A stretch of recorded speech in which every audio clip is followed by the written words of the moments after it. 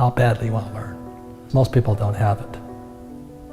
They want a job, they want job security, they want a paycheck, they want a 401k.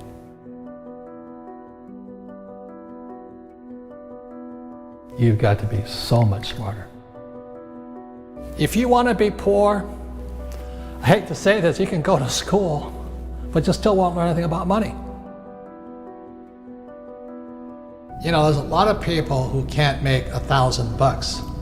And the reason they can't make $1,000 is because mentally, emotionally, spiritually, and physically, they're not capable of making $1,000, whatever the case is.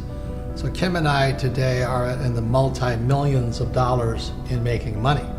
But we wouldn't have gotten there because one time we were having trouble at $1,000. So every time we had a problem, we had to get bigger than the problem. For many people out there with a $1,000 problem, they're not going to solve the problem until they personally develop themselves mentally, emotionally, spiritually, and physically to be bigger than a $1,000 problem. There's 4 types of mindsets. One mindset is I must win. Another mindset is I must be right. Another mindset is I must be liked. And the other mindset is I must be comfortable. So the people who must be liked and the people who must be comfortable will probably never make it as entrepreneurs, simply because, you know, we hear it all the time. I don't really want to be rich. I just want to be comfortable. You know, I want to be with all my friends, have them like me. Well, they should not be entrepreneurs, they should be employees. The rich don't work for money. My way of teaching is to first put doubt in your brain, to challenge your belief systems. And then maybe you can choose new beliefs or keep up with old beliefs. So when you think about working for money, what comes through your head? So if I could explain this to you for the rest of the millennial lessons, it's really going to be on this theme here. Because financial education is about not working for money. Like one of the first questions when I finally realized what my rich dad was saying, I said, well, when do I never need a paycheck again? See, my goal wasn't, you know, go to the moon or, you know, cure cancer. My job was, when would I never need a paycheck again? Because as long as you need a paycheck, be it from an employer or like my poor dad, he was so afraid of losing his government pension. My poor dad was a PhD in education, but what does school teach you about money? Did you learn anything about money at school? Most people don't. So that's why I had my rich dad, who was my best friend's father, and he was teaching me what the rich teach me. If you want to be poor, I hate to say this, you can go to school, but you still won't learn anything about money. And education is more important today, but what do you learn about money? Most kids now going to school, they're coming out of school deeply in debt with student loans, still not learning anything about money. Look at the middle class. You know, they may have high-paying jobs, but the jobs are going away. One of the most important things you have in your life is time. It's one of your greatest assets, or it's your liability. And being, you know, I just turned 70, and I have friends who have nothing. I mean, they have zero. Now they've made a lot of money, but they have nothing here.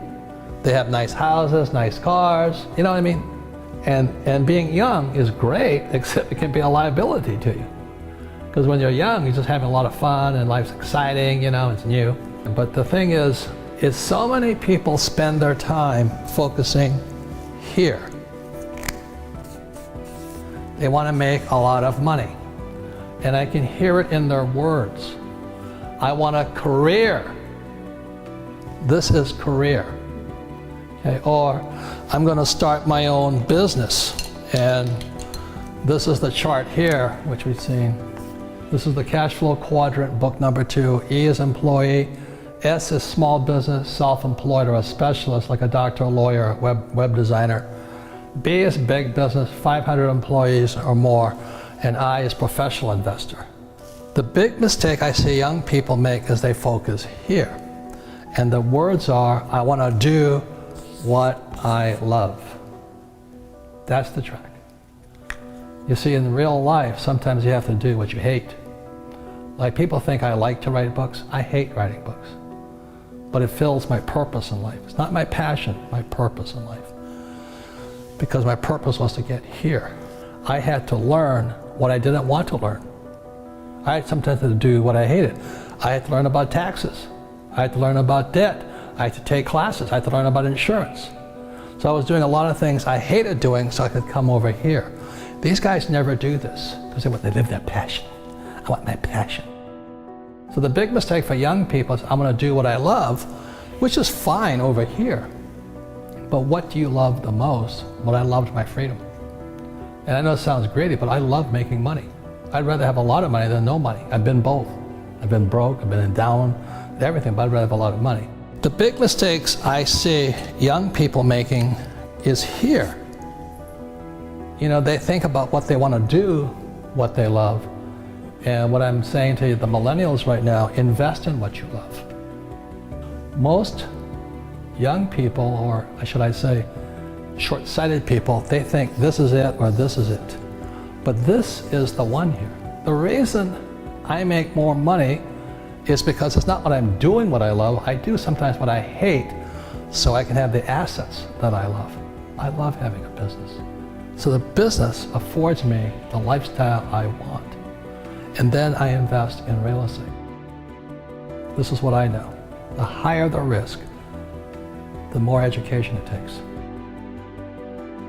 How badly you want to learn. Most people don't have it. They want a job, they want job security, they want a paycheck, they want a 401k. And that's why they don't get to come here. That's why they don't get to come over here. Nothing right or wrong, you know. I don't ever want to be here. I knew when I was your age I wanted to come here, but the higher the risk, the higher the returns, but also the higher dedication, education, and study you have to go through. You've got to be so much smarter. And most people, they have it. They have that ability to be that smart, but they rather do what they love rather than invest in what they love.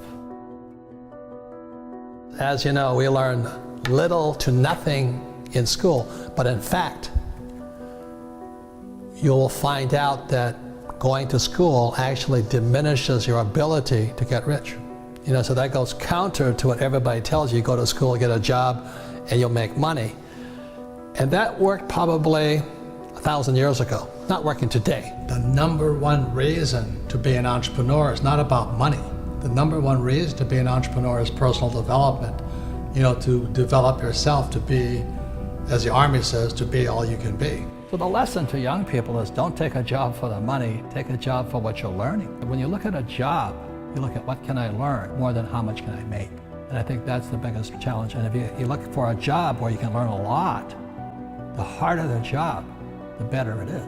You know, I have bad luck too. I've had financial crashes. I've had people stab me in the back, but they're all good because I grow from it. That's spirituality. You know, people who are afraid of making mistakes, like they teach in school, they don't ever grow.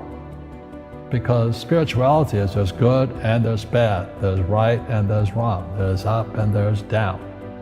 Most people only want to be right, they only want to be positive. Well, you can't have that. That's not reality. And the average person, the reason they're poor is they haven't failed.